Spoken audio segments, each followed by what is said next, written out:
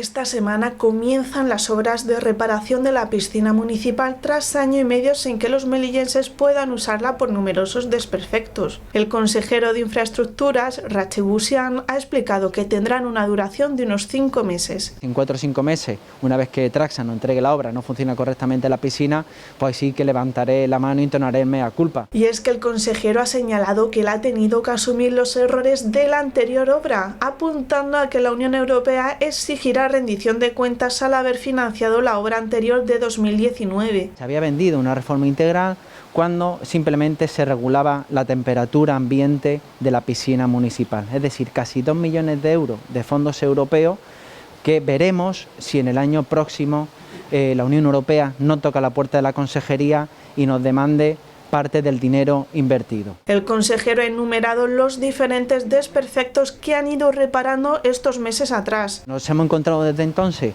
con importantes desperfectos que esta consejería ha querido asumir, dígase por ejemplo la sustitución de los podiums de salida, dígase el arreglo de los fondos de cada uno de los vasos, tanto de la piscina grande como de la piscina pequeña. Inclusive hemos tenido que cambiar todo el borde perimetral de cada una de las piscinas porque los niños, al poco de inaugurarse, la supuesta mejora de la eficiencia energética y de los arreglos integrales, los niños pues prácticamente sufrían cortes en la llama de los dedos, justamente en la parte alta donde sangraban prácticamente. El coste de las nuevas obras oscilará entre los 270.000 euros y los 470.000 de presupuesto, dependiendo de los desperfectos. La empresa adjudicataria en un primer momento estaba llevando a cabo alguna serie de reparaciones porque había asumido parte de culpa. El área de deportes se había encargado de otras actuaciones, pero nos encontramos que después de ese periodo, el principal escollo, que es la sustitución de los tubos de acero inoxidable, pues ellos de alguna manera miran hacia otro lado.